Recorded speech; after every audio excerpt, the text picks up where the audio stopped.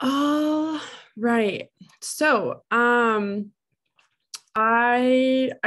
wanted to, I guess there's two ways that we could do a review, right? You could come, since you have the midterm, all of you found the midterm, right? You saw that on Blackboard. Yes. Okay, great. So, yeah, so since you all have the midterm in front of you, like I said, I can't obviously, answer questions directly, but that at least narrows the range of material that we might say cover in a regular midterm review type thing. So, if, since you have the midterm in front of you, hi, Jennifer. Since you since you have the midterm in front of you, was there anything that you wanted to speak about there? Or would you like to go the more formal review route? Does anybody have a preference? Well, I guess, maybe I should ask, are there any specific questions, something that popped up on the midterm that you were like, I have no idea. I'm worried about this question?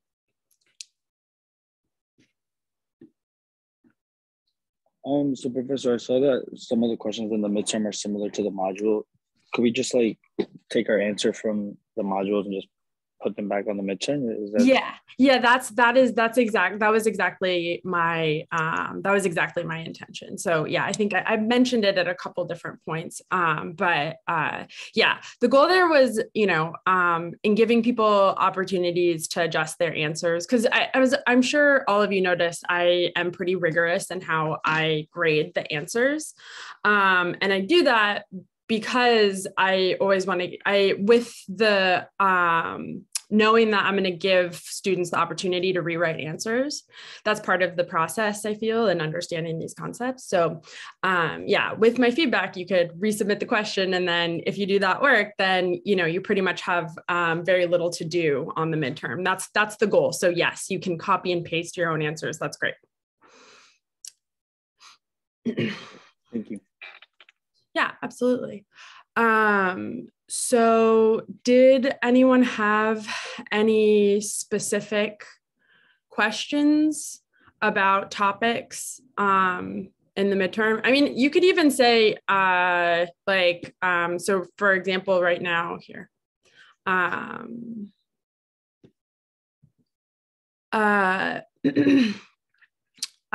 can say, yeah, I really didn't understand this first question in the first module worksheet. I really didn't get this Sen reading. I didn't get what he was trying to say about Adam Smith.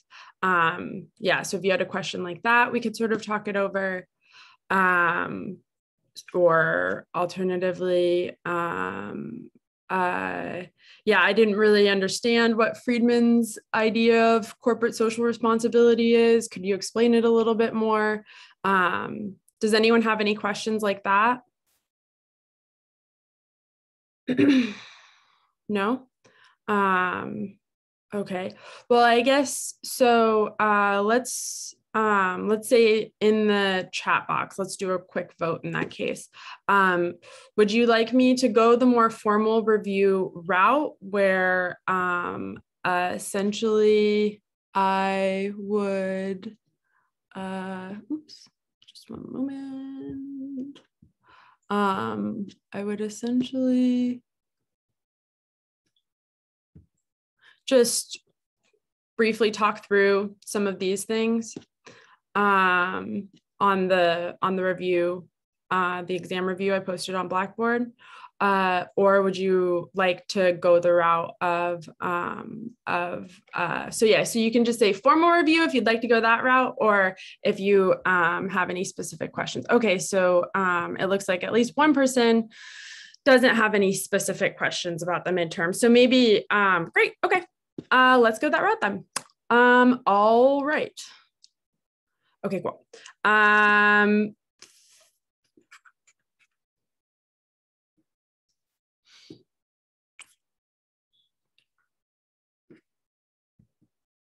All right.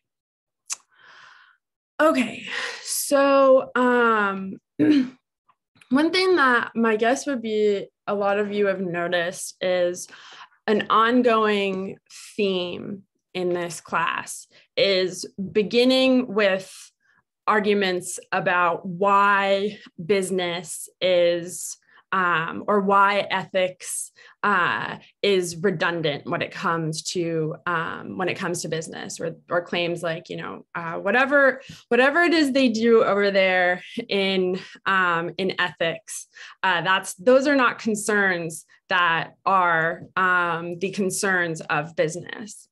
So the first time we approached that kind of argument was in the first reading that you did in the class, in the Sen reading. And in that reading, he addresses that, he brings up that quote by Adam Smith. And the takeaway from that quote is essentially what I just said. This idea, people read Adam Smith in that quote as saying that business and ethics don't go hand in hand, and ultimately, can someone tell me? And I know that quite a few of you here did get this answer right. So can someone tell me what Sen argues about that, what he says in response to that idea? The idea that business and ethics are incompatible. What does he have to say about that?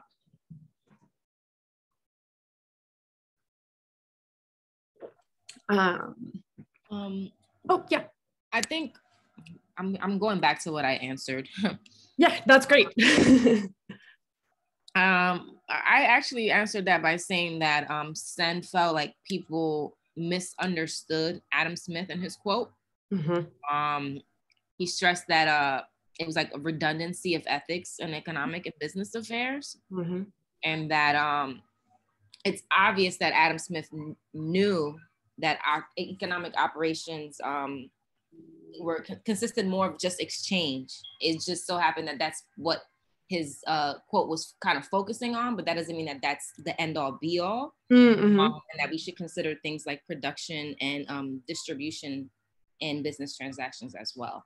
Yeah. So that's how he jumps off of his article. He says, hey, so not only did people misunderstand what Adam Smith was saying about the nature of, or the role of ethics within business exchange. Not only did people misunderstand that, but they didn't even think about the bigger context of what business is. So not only am I going to shut down this very narrow understanding of what Smith was saying, and also a pretty silly way to, interpret this person who had a pretty rich view of like a pretty rich economic view or theoretical view.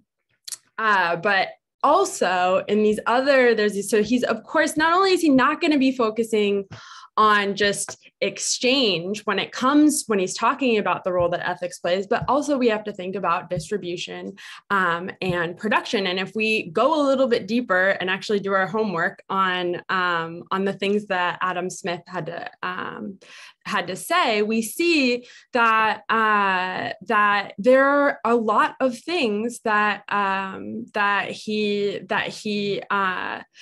felt were, or there were a lot of important places where we needed to take certain ethical concerns into account within these other fields as well. So his argument could be considered, that Sen's argument could be considered a pretty strong one, because he's saying, not only did you get Adam Smith wrong in this one way, but you also got him wrong in all of these other ways too. And so we really need to take a closer look at the compatibility of ethics within business. So so that was great starting off point, Jennifer. Does anyone remember, say, anything way back when from that reading, like examples that Sen gave about like why there's examples of certain things that are deserving of ethical consideration within the realm of, say, maybe exchange or production or distribution? Does anyone remember any of that? So yeah, if you want to just, what I can do.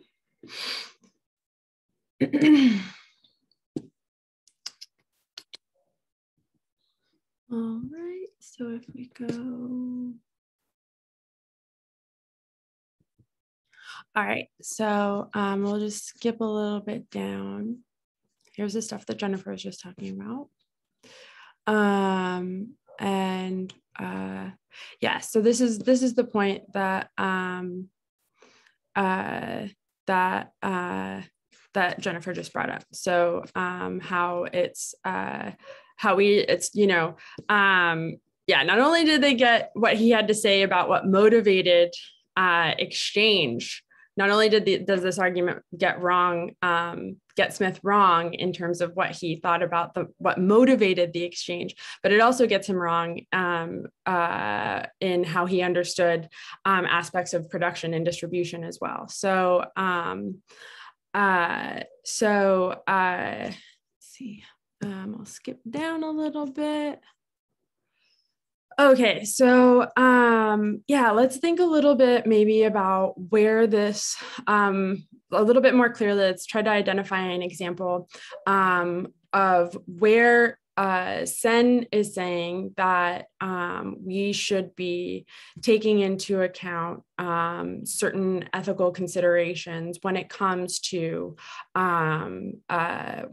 production. So yeah, let's see.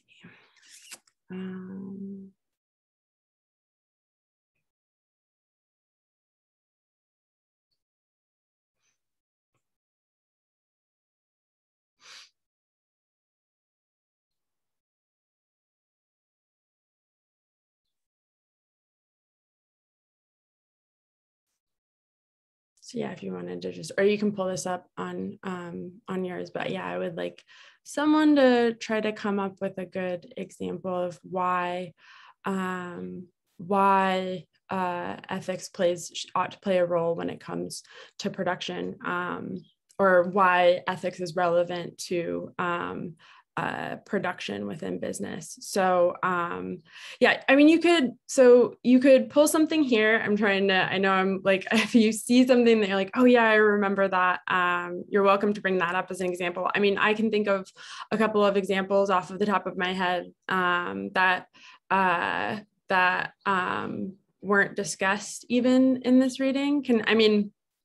So let's just think about it now. So what might be something within production that is deserving of ethical considerations? And I know this is something that I've seen a lot of people here bring up in different context examples, like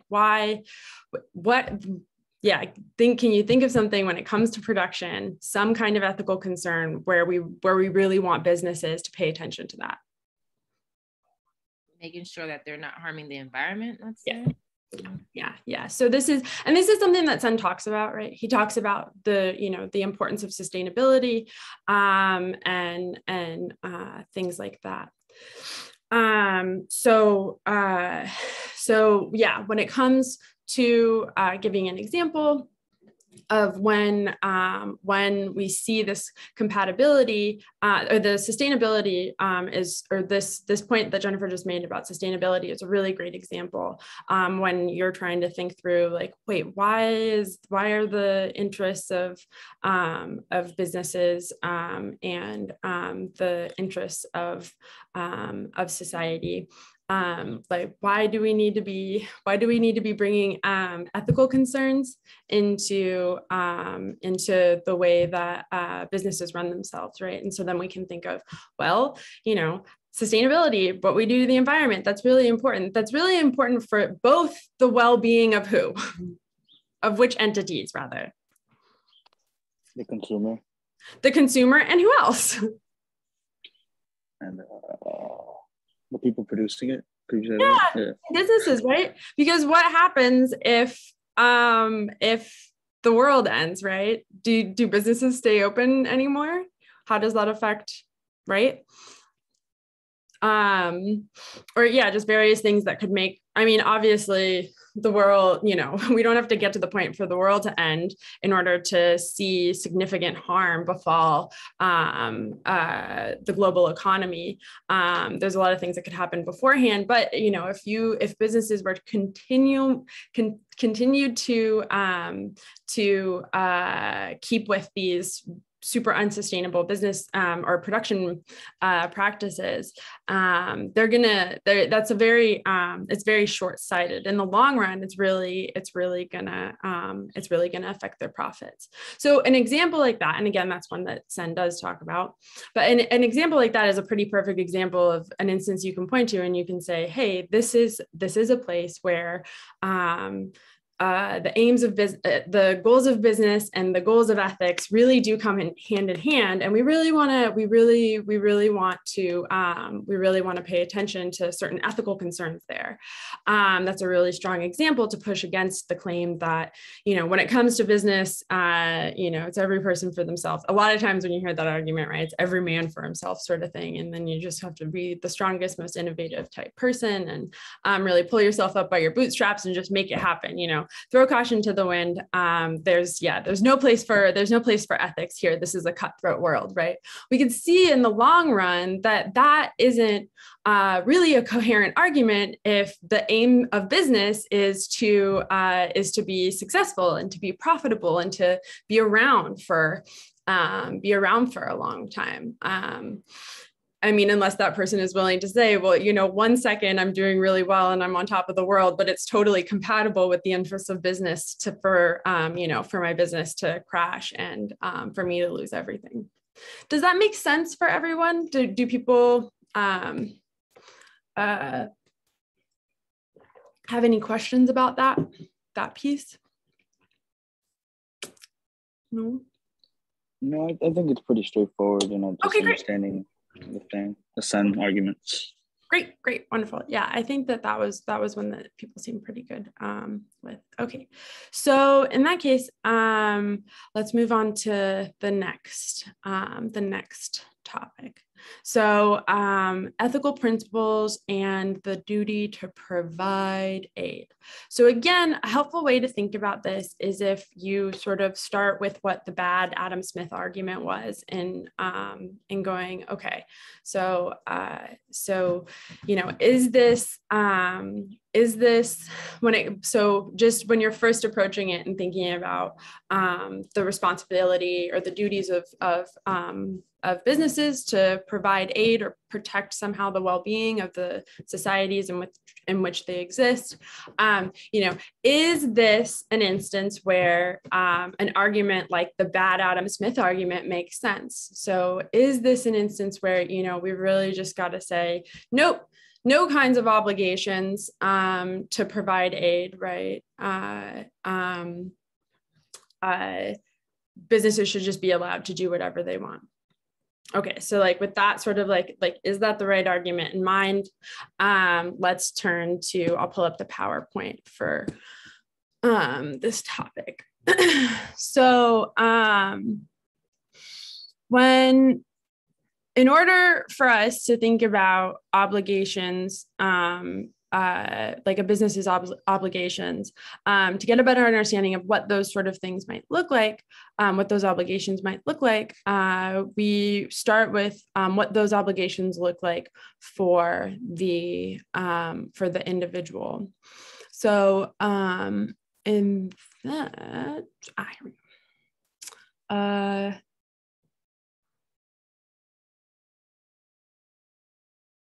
think we can just, where is the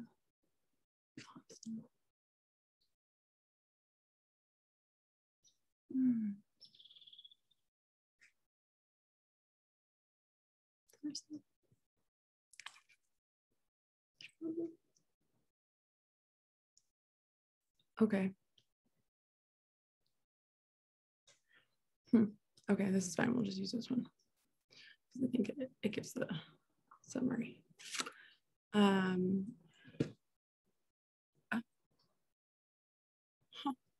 interesting. Okay.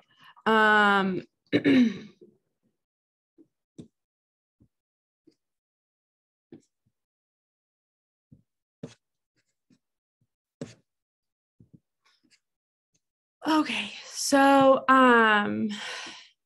we had in that when we were discussing the let's see, I can't seem to find the PowerPoint for the Thompson and Unger argument, but we can just start here. That's fine. So, so when it comes to questions about what it is that individuals owe one another, one of the first ways to sort of, actually this may be a little confusing since I couldn't find that PowerPoint. One of the first ways, or the first attempt that we saw, well, rather, let me put it this way. So when we were examining that question, we first started of what sorts of obligations individuals have.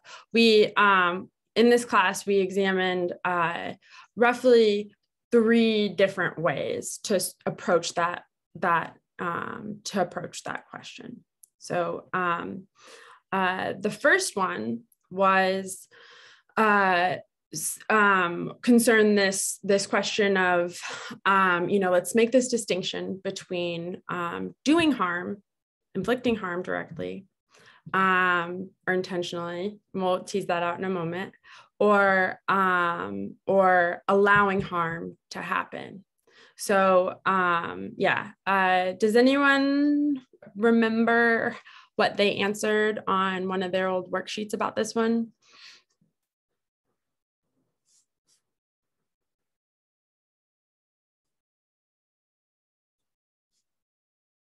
Like the Singer principle, the emergency principle, that, or were you talking about? No, yeah, that's why I got rid of this PowerPoint. I realized that it was more confusing. I don't know, that it's very strange. I don't know. I think I must have accidentally put the PowerPoint into a different file, that old PowerPoint, that for the doing and allowing, the lecture on doing and allowing, and the lecture on the trolley. So if we go, so let's go. So the trolley. So the trolley dilemma. Okay. So in that debate, does anyone remember this talk about the doing versus the allowing harm to happen? Yeah, where the doing is where an individual is put in a moral dilemma to either do harm to someone in order to help people, and then allowing is you're basically allowing harm because someone was going to get hurt regardless of your decision. Yeah. Okay, good. Okay. That the last piece is a crucial piece to understand. Okay. That is the thing that'll help you understand better what the doing part is. So you said that in the latter case, so if like people are going to get hurt no matter what, right? So the difference, or rather, if someone is going to get hurt no matter what, is it morally permissible to use someone, to need to have someone else get hurt in order to save the rest of the people? So according to the doing versus allowing principle, is it okay to use a person's body, right? Because this is the trolley example, to use a person's body to save a group of people? Yeah, I'm not, I can wait. If you wanted to, anyone wanted to review their answers. I said that that it wasn't morally permissible unless it's like the trolley scenario where, someone's going to die regardless of what you do. Okay. So we can use so what's happening here is we're sketching out individual obligations based off of sort of where we feel a principle like the doing versus allowing principle is especially useful in determining what the right thing to do is in the trolley situation. So if we're looking at a situation where you have a train coming and you can throw a person in front of a train as a means for stopping the train, right? So a person so in that case, to save the group of people, a person must die. Somebody has to get hurt. Is that morally permissible according to the doing versus allowing harm principle? Is that using a person's body, so needing somebody to get hurt in order to save a larger group of people, according to the doing versus allowing principle, is that okay?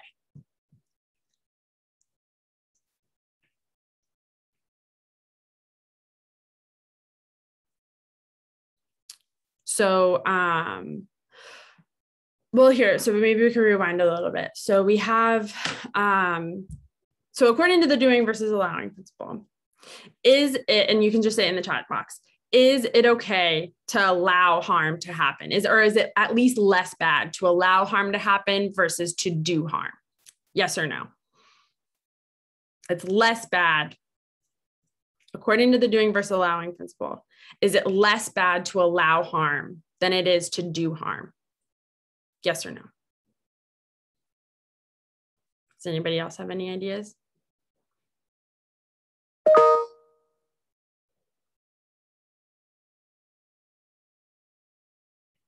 Yeah, so Brian and Lisa, yeah, that's exactly right. So yes, so we have a little bit of a distinction here, and then now so we have a rough idea of what allowing harm is. Like, it's almost incidental, you know, if somebody's going to get hurt no matter what, you know, because you just have an option, right? Because you have the split in the road, like you have a group of people, so you have 4 people on this track and you have 1 person on this track. If you send the trolley this way, right, somebody's going to get hurt no matter what. There's really, you know, you didn't need to use this person's body in order to save these 4 people here. So it's less bad, like Brian and Lisa said. Okay, so we've got it clear that allowing is less, according to this principle, allowing is less bad than doing harm. Okay, so does anybody have maybe an idea now of what doing harm looks like, what the worst thing to do is? The clearly bad thing to do is? A scenario, maybe a slightly different scenario. I remember the scenario that you did in the lecture. I think it was where one healthy person was hiking or something, and there was like 5 people who needed blood, and you could do harm to that one guy to save these 5 people, but it's not right because like that guy is, you know, he's healthy, he's living, so there's no reason for you to do it. Yeah, I think it's interesting that like that wasn't exactly the example, but that works totally. That works as an example. I think, yeah, I think that actually your example makes a little bit more sense. So the example in the video was that there was this one healthy person, this stranger comes in, and they have all of the organs that are in great shape that these 5 other patients need it'll save their life if they each get one of those organs. So the doctor kills the healthy patient harvests their organs essentially in order to save this group of 5 people. And that case is supposed to, according to the doing versus allowing principle, that case is that is wrong. We draw the line there. We draw the line when inflicting harm is necessary in order for us to get what we want. So when it comes to these questions of like whether or not something, or rather what it is that we owe other people, one of the things we owe them not to do is to inflict harm is to inflict harm in order to get something that we want, which seems, I mean, does that sit wrong with anyone? And it's fine if it does, if it sits wrong with you. Do you agree? So I guess, yeah, just in the chat box, yes or no. Do you agree that seems plausible?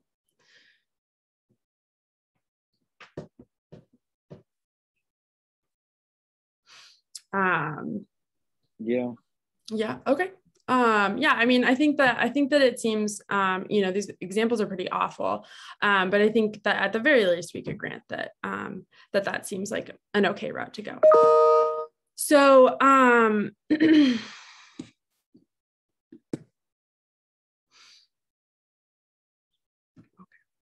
so,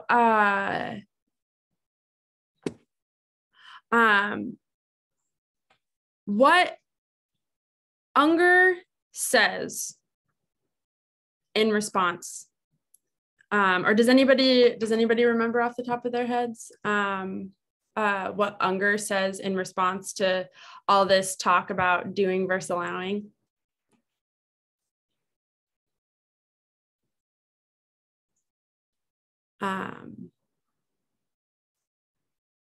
So if you just, does anyone vaguely remember? Does he think that this is the right way? These are the right principles to derive from these examples, or does he think that this is the wrong way to think about this stuff?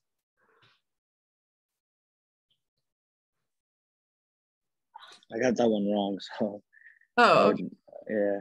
Well, okay. So if you got, so what did you answer? I put that he would agree with Thompson because he would pick, they would pick the option with the less suffering.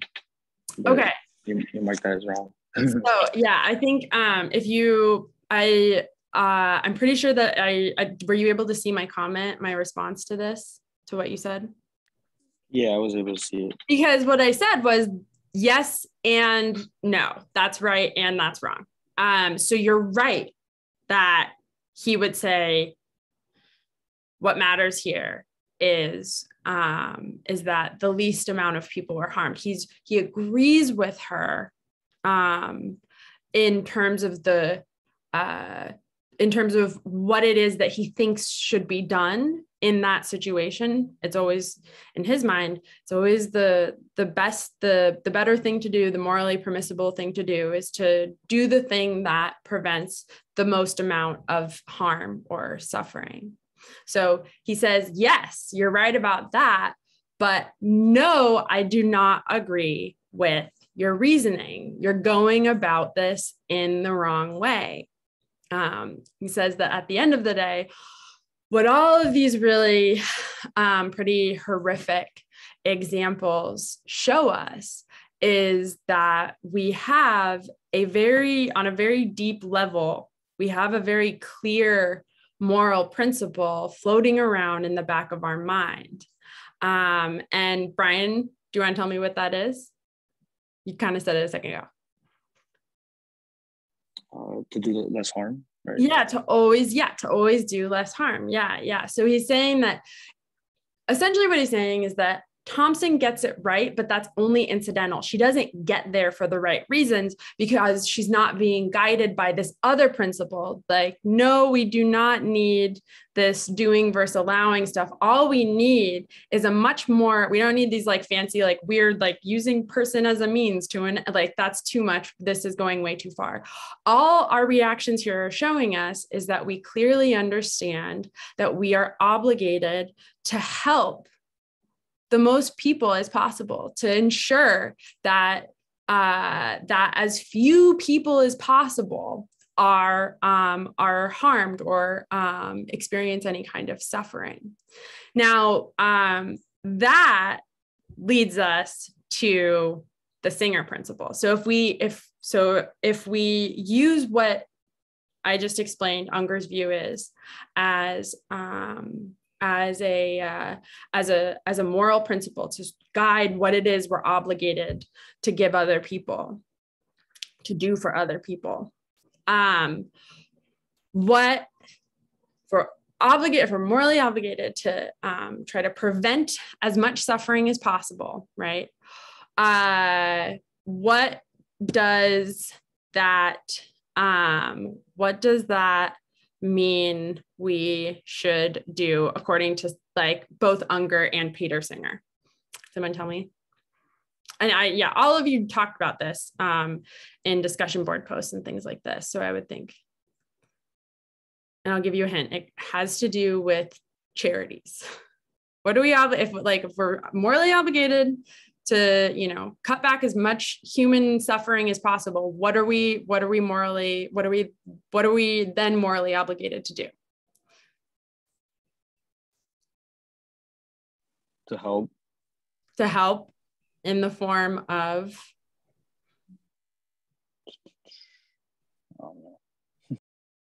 Lisa, do you remember? Something people really didn't like, and I understood. I can't remember. Was it that we have to donate yes. to the less fortunate? Yeah. I mean, so a lot of that, a lot of the language and there were many problematic ways that a lot of that stuff was characterized. But yeah, basically the idea being that, hey, if you have any disposable income at all, then you should be donating that to the people who need it. Like, the basic idea is we live these, you know, really extravagant lives, and we have all these things that we don't need, and we spend all this money on things that we don't need, and think about all of the people that, you know, whose lives you could save if only, you know, you didn't buy yourself like a new pair of sneakers or whatever. That's a basic idea.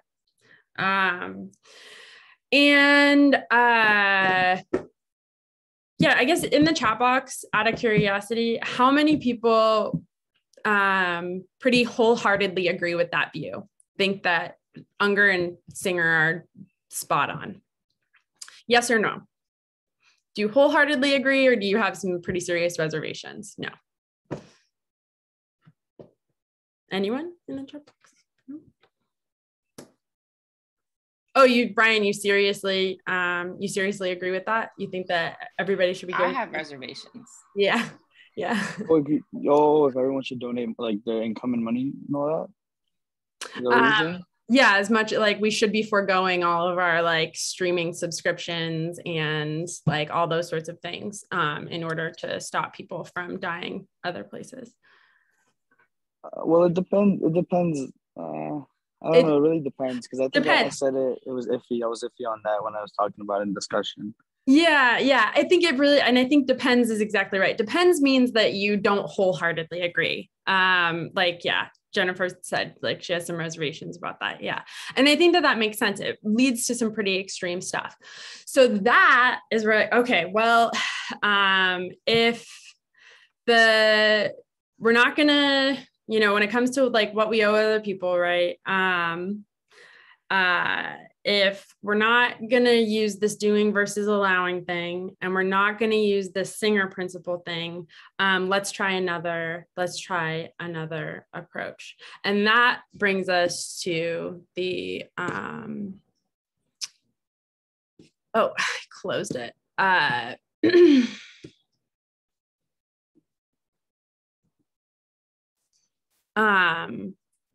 Appia's argument about what we owe other people. So,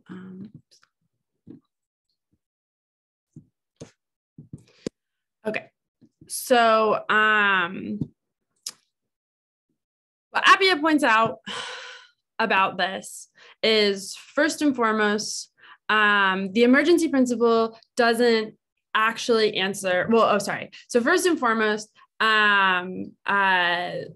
the response to the drowning child example, the one that they used to Unger and Singer use to justify this idea of these really severe moral obligations. And also, sorry, I just realized we haven't discussed that yet today, at least. But can someone quickly tell me what the either maybe Renelle or Thea, do you remember off the top of your head what this drowning, it was in this video, but the drowning child's scenario was, what was going on there?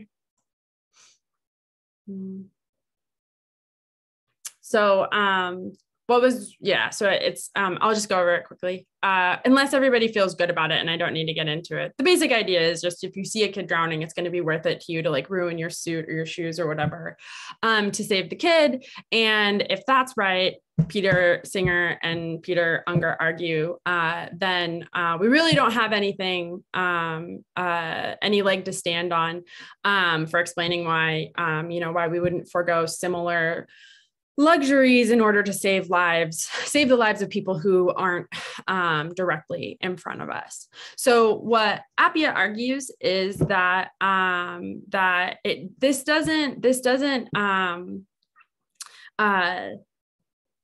simply, they just rely on this intuition, this intuitive sort of reaction to, oh, we should save the child, and they push it very, very far. They push the emergency principle very, very far, almost immediately.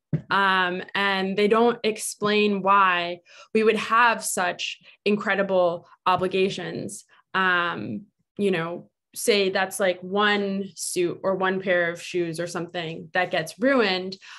The emergency principle says that we should be giving it all, right? We should never have any kinds of, streaming services or subscriptions or whatever, anything like this. We should always be foregoing that stuff. So they don't tell us, why we should be doing that over and over and over again. They don't give any kind of explanation to that. So this really, really, really doesn't tell us what we should do when it comes to donating to organizations, say like UNICEF, in like the consistent donations that we're expected, or that Unger and Singer expect us to keep giving. And then here, and this was one of the long answers, he says, all right, so none of this stuff that we've talked about up until this point is really going to do much good.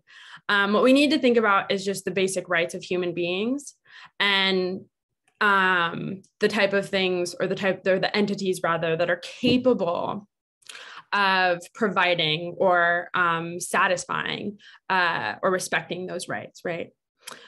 So, something that was discussed in great depth was Appia's ultimate answer, or something that was discussed in the forums in great depth, concerning Appia's ultimate answer, that we, aren't obligated to, give anything when it comes to donating to other places, but we should be petitioning our governments and pushing governments to do better in providing aid and these sorts of things. Now, an excellent point that got brought up during this discussion was just essentially, our country is such a mess. It's not even capable of providing these things. Do we really expect it to pull it together to help other countries? Like, this is just, given the state of things now, this is a really naive suggestion. And that was argued very convincingly by, I remember Jennifer in particular. I apologize if I'm missing anyone else who participated in that kind of discussion. I know a lot of you were pointing that out. So, with that kind of healthy, very reasonable skepticism in mind, I think what we could maybe pull from Appia's argument instead is that, it seems that pretty much across the board, a lot of people in the class at least agreed that, that these are some pretty plausible principles that that can be used to determine what businesses are obligated to do for people. I mean, if it's felt like, okay, yeah, these are like, people should have access to, they should have their basic human needs met. We shouldn't burden them with incredible moral obligations to like help other people, right? And it should be totally fine for people to prioritize their loved ones, the people that are close to them, members of their community, maybe, instead of prioritizing the needs of those people, instead of the needs of those who are far from them. So that's sort of the takeaway that we could get when it comes to the obligations of businesses. So let's see. Did anyone have any questions about that? We kind of, I kind of burned through the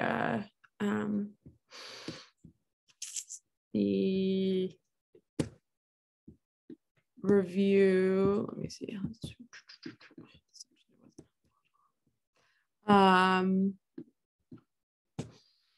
Yeah, so that's sort of, that was the progression of how we were understanding what basic obligations to others look like, and then a way to start to transition some of those considerations or takeaways that we got from that conversation when it comes to individual obligations, and apply those to the kinds of obligations that we might want to start saying that businesses have to the societies in which they exist. So yeah, so I guess we could now turn to this third section concerning corporate. Yeah. Oh, so I was having I was looking over my module 2, and I saw that I got the moral principle wrong, the Unger. So I was wondering if you could explain that a little bit. I don't know which, so module 2, let's see. Module 2 question 5, it says what moral principle can we derive based on our analysis of the trolley problem? Right. So I think that yeah. So you actually, or based off of what you said in 4, you're very, very close to the moral principle that Unger thinks we should derive. So Thompson argued, we got this. This shows us this distinction between doing and allowing. This gives us a good guide to determining what individual obligations are to help / not hurt one another, right? And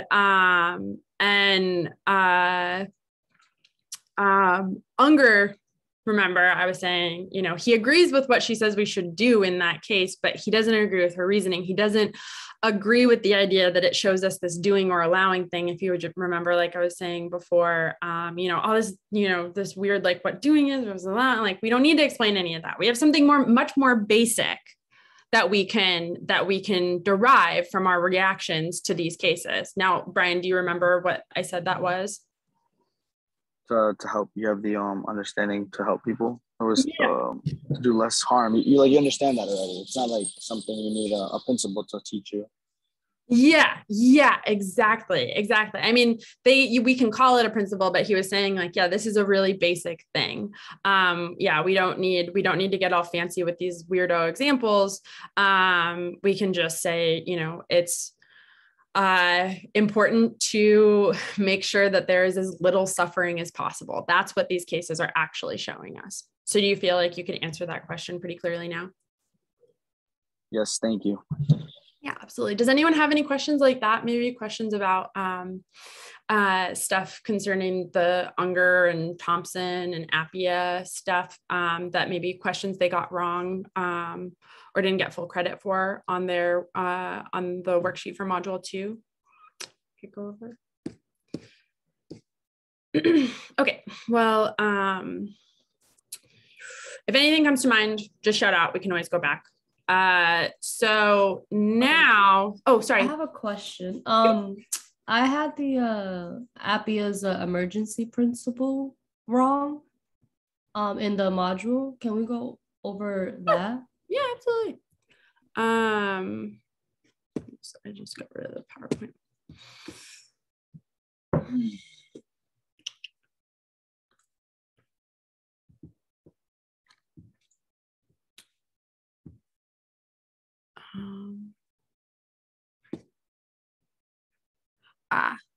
Okay. It was a very, actually, I think that it was a very slight difference. Actually, we'll take a look at it. It's in the reading. So So if you remember what I was just saying earlier about Appiah's criticism of Unger and Singer, and saying, you know, the problem with their appeal to this example, and supposed to be highlighting like how we have these incredible obligations, is that they don't justify why we have these incredible obligations in the first place. It is one thing to sacrifice a pair of shoes. My guess would be is that everybody who's attending this review session right now has done a lot more than that, right? That doesn't necessarily mean, just because perhaps even under those circumstances, that it's something that, you know, is supposed to be built into how you like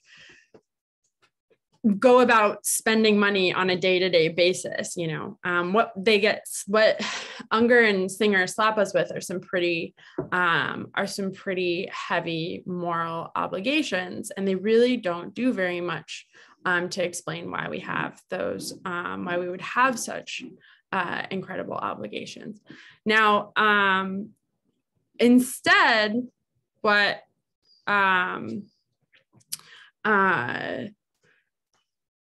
the principle that Appiah says we could derive from that case. So instead of, the first principle is, I can't remember. Oh yeah, I can. I can use a pen now. So this first principle Appiah identifies as the Singer principle. So this principle, if you can prevent something bad from happening at the cost of something less bad, you ought to do it. Always without question. Appiah discusses that slaps us with these incredible obligations to help other people, and they don't do a good enough job to explain it. So he says, instead, the principle that we can derive from this drowning child case is if you are someone who is in the best position to prevent something really, really bad from happening, and it won't cost you much to do it, then you should go ahead and do it, right? So that sort of blocks. So that's the principle, Lisa. That is it's essentially straight from the reading. That principle, if you think it through, really blocks slapping us with any incredible obligations, because at a certain point, it's going to start costing us a lot, right? It's not, you know, essentially using this spectrum of bad, or like using this contrast, like this is bad, less bad. Okay, then, you know, I should do this thing. This is the thing that stops something bad from happening at the cost of something less bad. Then I should do it. It's too coarse a grain to really determine what you should do in those situations, because it ends up putting us in this constant position of having to give a whole bunch, right? So if we put in this sort of, if we put in this little constraint about it not costing very much, and you're in a really good position, right? Then we can see that, yeah, this isn't a day-to-day thing. Like this is a once in a while thing. Does that help, Lisa? Yeah, thank you. Yeah, absolutely. Did anyone else have any questions about that stuff?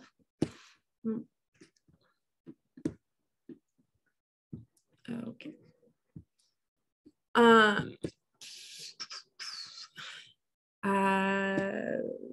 Right. So now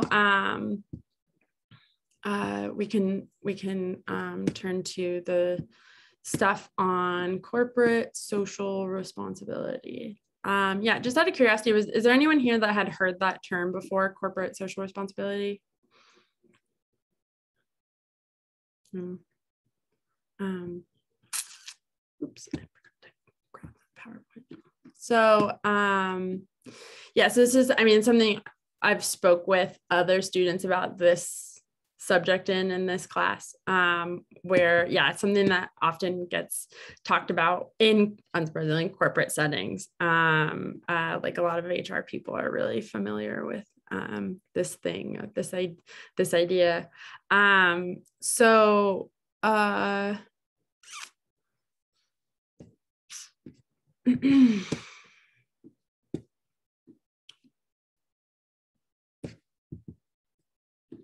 Corporate social responsibility. So the basic idea behind it is that corporations have some kind of obligation to the communities in which they operate and depend on. So that very loosely understood, because for those of you that watch the lecture and all of that, I'm sure that you notice pretty quickly, there are a lot of corporate social responsibility is far-reaching in the different ways that it might be implemented. So even if you look and Google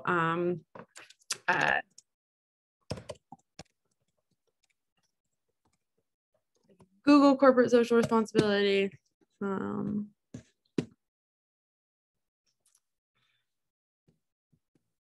And you click on images, it's just webs. It's big. It's a big old thing. And it shouldn't be any surprise that, there's a lot of debate concerning exactly what that is. And because this is a philosophy class, we're going to be trying to nail down exactly what that is. But before we do, we are going to, again, turn to this this sort of persisting nag of an argument about, there's no place for ethics in business. This is not, the goals of business are really incompatible with the goals of ethics. So please don't have your corporate social responsibility conversation in these contexts, because it's not appropriate. That's the kind of argument. And the person that is the most famous for making this argument, or the most famous version of this argument, is Friedman. So I always forget his first name. But he gives a lot of reasons for wanting to say, sorry, and I realize that these are numbered incorrectly. He gives a lot of reasons for thinking that, all this talk of, what a corporation or a business owes the society in which it exists is absolutely ridiculous. And the only real responsibility of businesses is to increase its profits. Full stop, right? So he lists a bunch of reasons for why this is the case.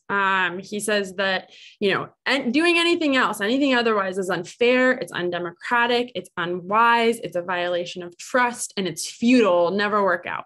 Okay.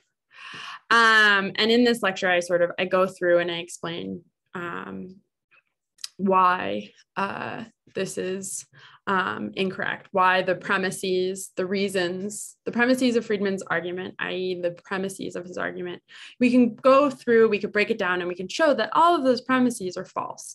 And an argument that relies on false premises, right, is not one where we should be willing to accept the conclusion. So if you needed a review on that, or if you had any specific questions about exactly why each premise is wrong, I would suggest that you go back and look at the lecture on CSR. This is the second half of the lecture. It'd be about 15 minutes of just watching the video. So it wouldn't be too much. But I won't spend time going through the specifics here. I'll just grant that the premises of this argument are false. So we know that there's got to be some kind of responsibilities that businesses have to the societies in which they exist. And that means that we need some kind of idea of what corporate social responsibility looks like. So I give one sort of, I would say like a pretty complex, rich account of what corporate social responsibility might look like. And then in the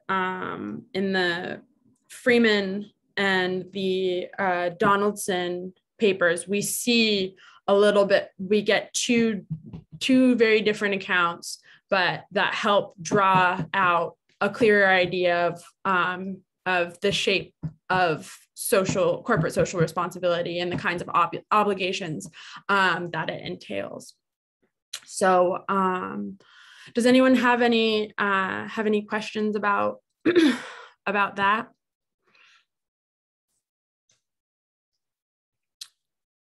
Okay, so yeah, again, if you wanted to review, say, what Friedman's definition of corporate social responsibility was, or why, oh, Brian, yeah. So his definition of corporate social responsibility is his false premise. That's what we can get at, right?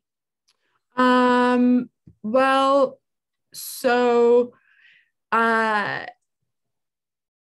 his notion of corporate social responsibility is pretty flawed, and in the paper, I think that it's pretty clear that he's a little all over the map, and even what he thinks it is. The quote that I gave on the slide was really the most direct definition that he gave, but he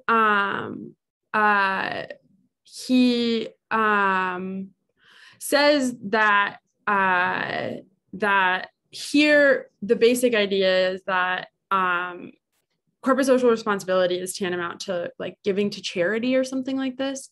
He clearly thinks that there's more to it, though, when we look at the premises of his argument, and that he's also concerned with things like negotiating with worker rights and stuff like that.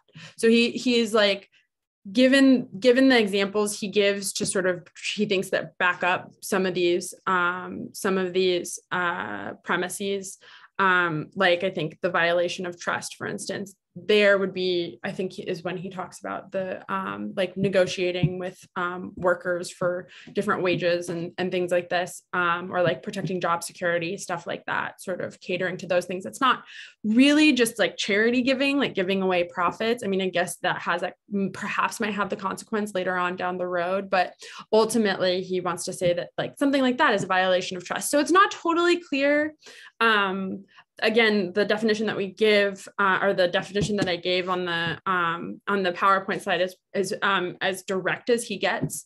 But if we look at his argument, if we look at some of the other things he says, we know that it's not just about this charity thing. It's about something a little bit bigger. Does that make sense? So it's not just that the false premise, it's like, he does a very poor job defining corporate social responsibility. And that is false. It's something that definitely makes other premises in his argument, explicit premises in his argument, also false. But it's not like the sole culprit. Does that make sense, Brian? Yeah, because I was having trouble identifying it, and then I'd flip back to the lecture here and like to try to understand it a little more. But you cleared it up for me, so thank you for that. Okay, good, wonderful. Yeah. So and I think I'm glad that you brought up the this point, and I clarified about like what he explicitly says is like it's this charity problem, but he clearly thinks that there's something more to corporate social responsibility than that. And he also thinks that stuff isn't okay. He just doesn't really give a clear picture of exactly what that is. And when we start to really break down what the explicit premises of his argument are, we see that, he's being pretty pearl clutchy, one might say, about all of this stuff. yeah, if you needed a review on like why these premises are false, just go ahead and look at the second half of the video lecture on CSR and Friedman. So so we got one sort of idea of what corporate social responsibility is, understanding that it's this pretty big, broad reaching thing. At the very least, I think that if we start from the position, well, it's not nothing, there aren't no obligations, there's got to be some, then we want to look to a formal theory of business ethics, some kind of ethical framework to spell out specifically what those obligations are. So that is where we transition to both Freeman and Donaldson. Does that make sense to everyone? Okay. Yep. Okay, great. So yeah, so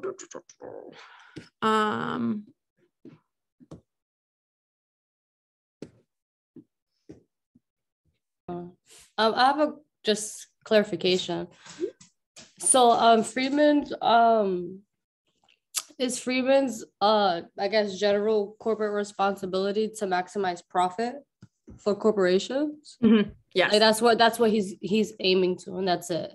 That's it. The only responsibility. I mean, he calls it social responsibility, and I think he does so with like a little bit of like malice or like tongue in cheek. He's saying, yeah, there are some people in society. Yeah, the shareholders are the ones that matter. Those are those are the only people we prioritize. Okay, perfect. Thank you. Yeah. And you know, it's pretty easy to find a lot of reasons why you know, that view is wrong without even necessarily having to spend a whole lot of time breaking down Friedman's argument, right?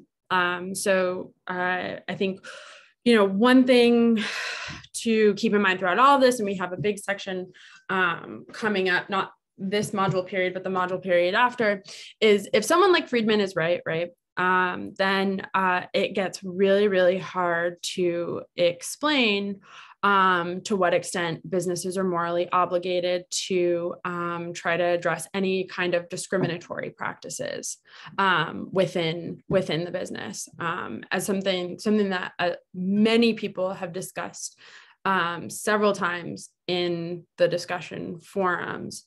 I think that actually it comes up in almost every discussion forum, is there's some structural social injustice that ends up being relevant to our discussion, right? And we know that there are many different ways that we can maybe call it corporate America contributes to those structural and institutionalized injustices, right?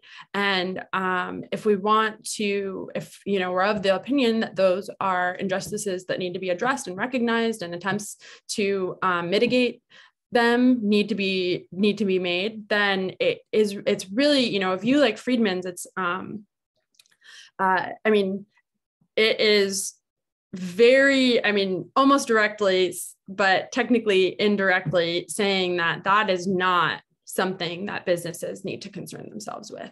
So I think that keeping that around in the back of our minds is really important when we're talking about the kinds of obligations that businesses have, and should make us want to look. Maybe we don't end up agreeing with, say, Freeman's view or Donaldson's view, but that practice of looking for some kind of ethical framework on which we can build a kind of business ethics is something that we should want to find. So with that in mind, let's look at two options for ethical frameworks. So the first one is from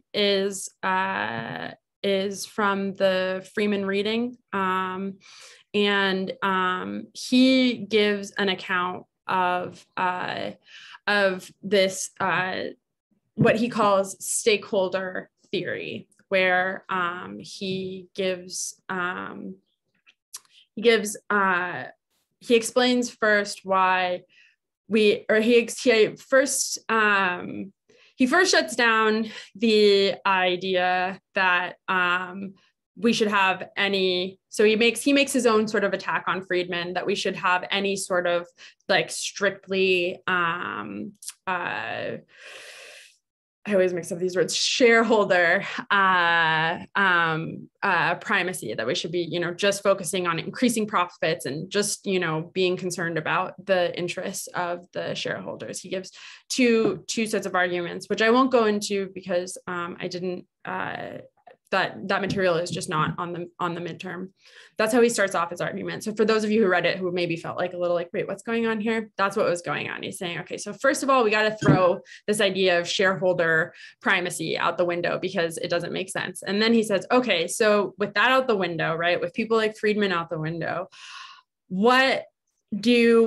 how can we understand this idea of stakeholders, where it's, yeah, of course we're taking into account the needs of the shareholders, but they're understood as members of this population of stakeholders, people who have a stake in the well-being of the business. And then from there, he derives several, or he presents several principles by which he thinks or several principles for how we ought to conduct and balance sort of the interests and needs of consumers, producers, employees, just, members of a community that are somehow touched by the way that this particular business functions. And yeah, I believe the material in the midterm and the worksheet and things like this are just mainly questions about some of those principles that we can really start to come up with a definitive guideline for determining whose interests we should focus on and when. Did anyone have any questions about that? No? Okay, so the other ethical framework that we look at is Donaldson's view about social constructs or social contracts for businesses. So this is pretty fresh. Does anyone like vaguely remember what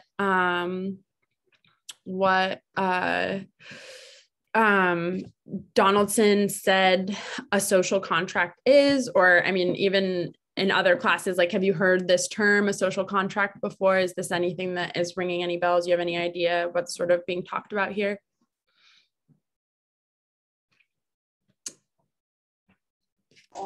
I feel like, to me, the social contract was just like an indirect obligation that a corporation has to, its stakeholders and shareholders. Yeah, so you did a good job just explaining where Donaldson wants to go with this idea of a social contract. So what he wants to say is that we can use this concept to help us identify indirect obligations that corporations have to stakeholders. So it's sort of, we can like use this idea that there is a contract that exists between some entity that clearly impacts another, like a large group of people, say society. We have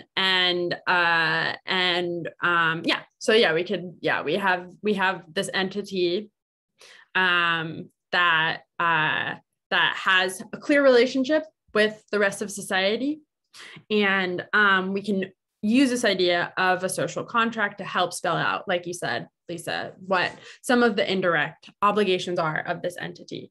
So what he discusses, or what Donaldson discusses, is like, all this talk about the social contract stuff first came out around the idea of not corporations as this entity that has a relationship with society, but who? Does anybody remember?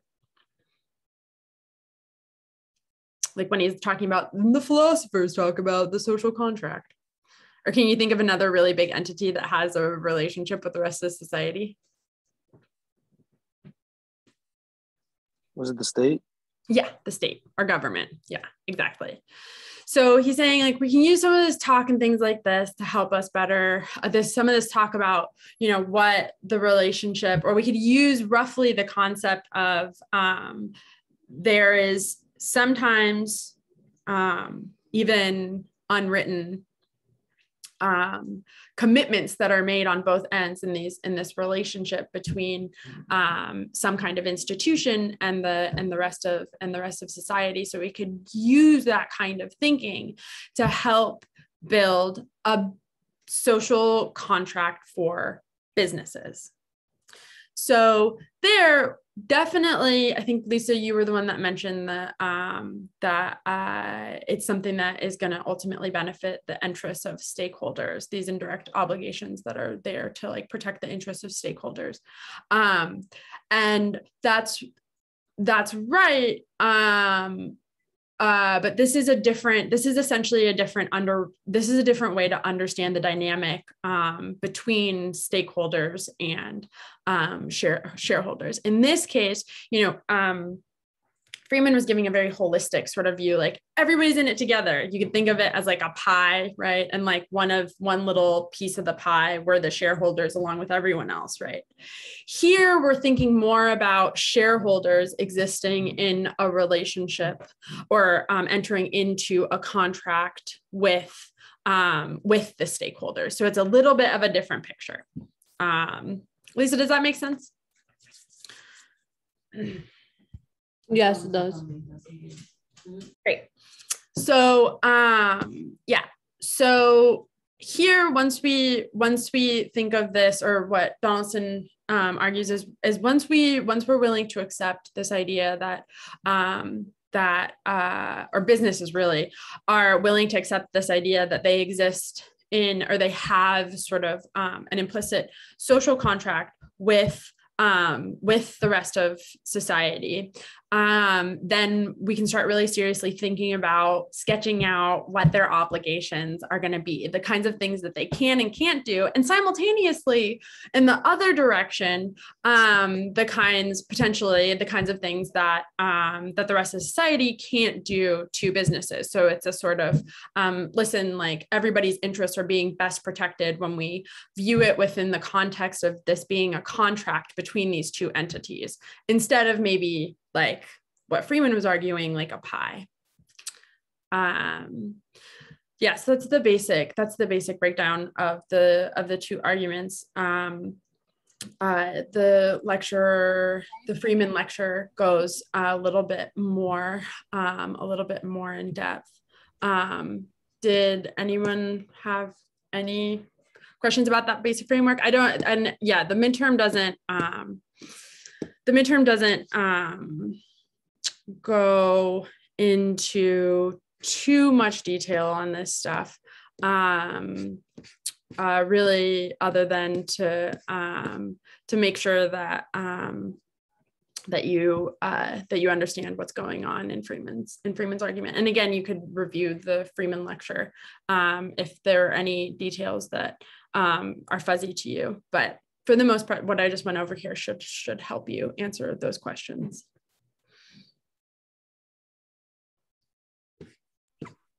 I have a question on not really on the midterm, but like for module 3, I was really having a tough time answering question 1, where it said to list 3 to 4 examples of obligations that businesses have to society.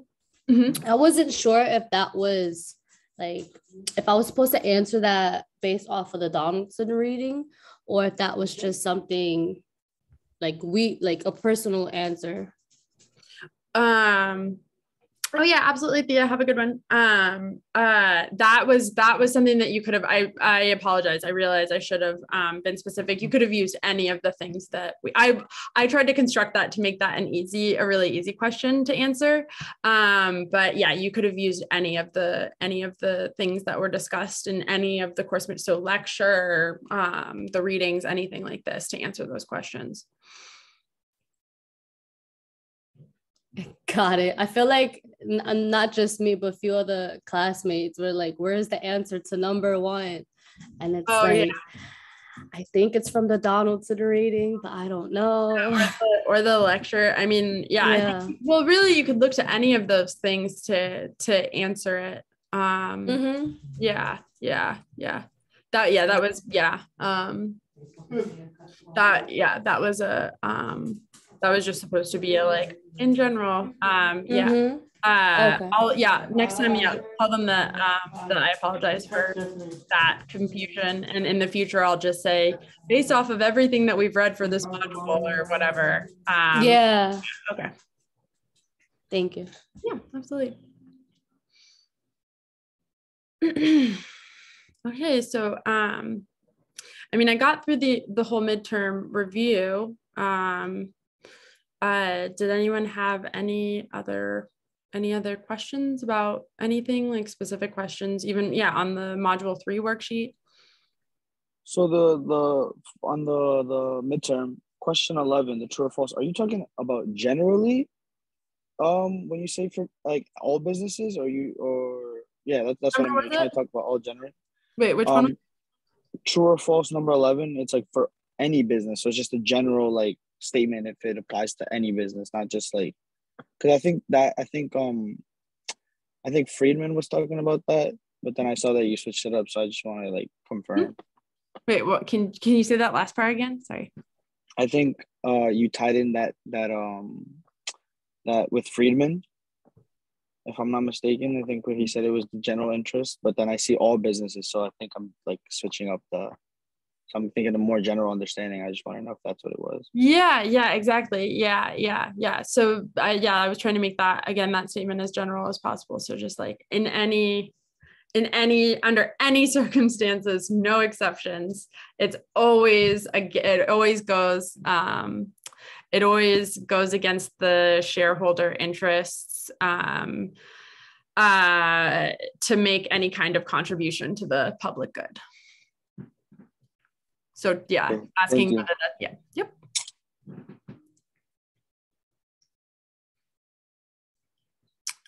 Did anyone else have any clarifying questions? I have to head out, Professor, but I appreciate the review. Oh yeah, absolutely. Was it helpful for you? Hopefully, or you have to answer that actually. Absolutely, no, it was super helpful. I'm ready to knock this midterm out now. Well, yeah, I'm sure you're gonna do great. Yeah, awesome. Well, thank you for coming, Jennifer. I appreciate it. Thank you so much. Yeah, have a good one. Guys. Bye. Okay, so I think people are needing to take off. I mean, an hour and a half is some time to be staring at a Zoom screen also, but I mean, I'm fine. But yeah, I understand if you too, Brian and Lisa, if you're feeling good to go. I'm good to go. I just want to say thank you for the review, taking your time out of the day to do this for us, and I appreciate it. Yeah.